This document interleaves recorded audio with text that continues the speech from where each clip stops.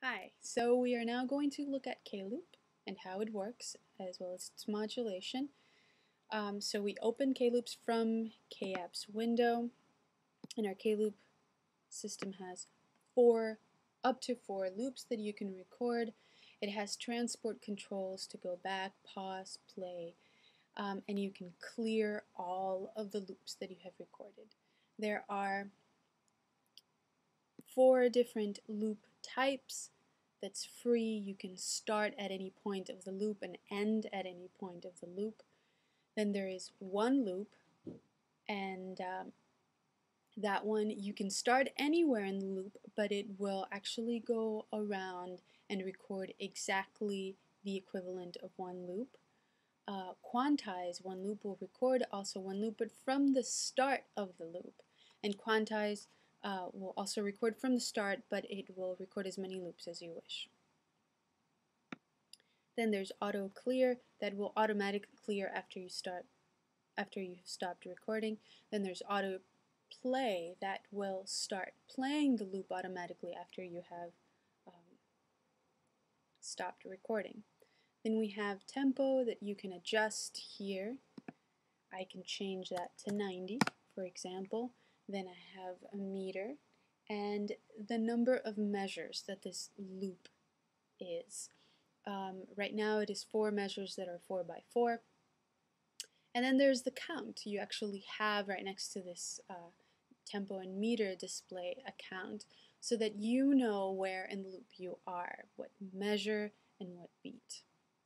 Then we have a metronome, which is off by default. You can turn on to click or give you a count off.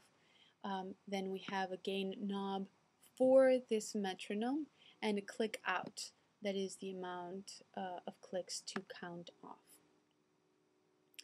Then we have the actual loop tracks. For each track, you can select a different tone from K-tone, as well as a different modulation line. You can record, play, or clear just that loop.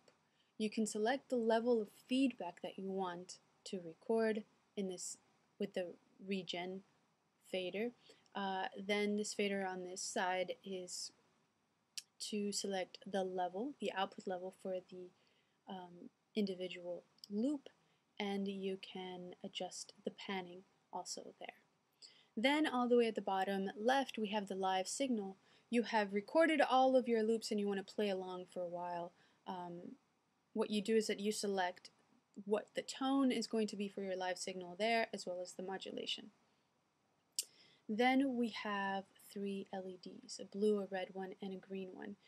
These correspond to the 3 LEDs that are on your bow, just above the grip.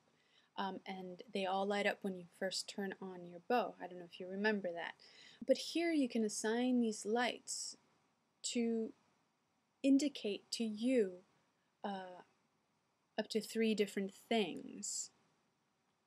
There's none, right? You can just have them off. Then you can have them indicate to you where the loop starts. That means that it will flash. The LED will turn on when the loop starts, or at every beat, or when you are recording. This is really helpful because when you are playing, you're not going to be in front of your screen, so you don't know where the beat is or where the loop begins. And but you're holding the bow and you're playing your violin or your cello or your bass and or viola, right? With the LED, you can see where the loop begins or when you are recording, in record mode or not. Then at the bottom right, we have a reverb that you can add to the whole mix of loops, as well as the output level for the whole mix of loops. Let us select the factory preset for the basic loop. If we open the modulation window, we can see what this modulation is. So trig grip. Every time I grip, I put some pressure on the grip, it will trigger something, and this is that it will advance and record. This means that it will advance to the next track and start recording right away, or at least record enable if I am in quantize mode, and it won't start recording until the beginning of the loop. And RF lock. Then RF lock is whenever whenever the bow is out of range in relationship to the emitter, then it will stop recording. So let's try to play with this preset. I am going to select a different loop type, just one loop. I can start it at any point in the loop, but I know that it will record exactly one loop and autoplay.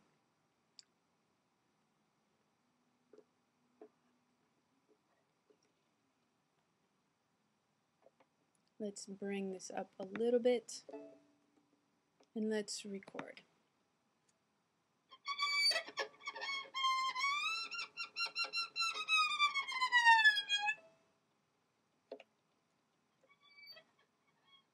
I can go ahead and grip to select the next loop, and wherever I grip it will start recording.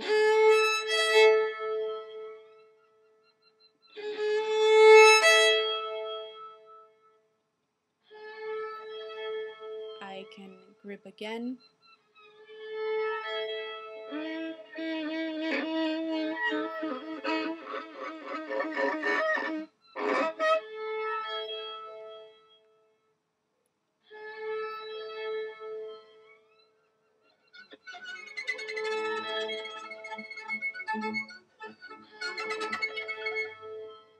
So I have recorded all of them. If I keep the bow out of range, then it won't record anymore.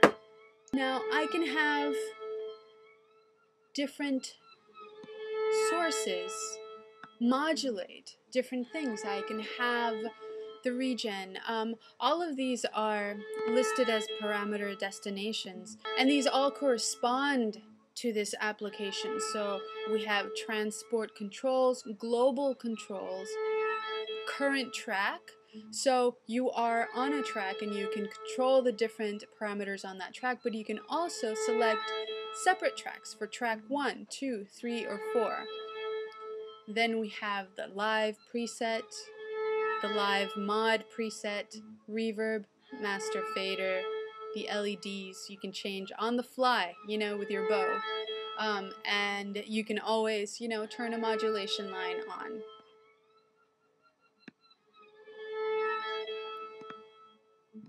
And although this may not be the best loop that I have created, it just shows you a little bit what you can do in K-Loop with your K-Bow.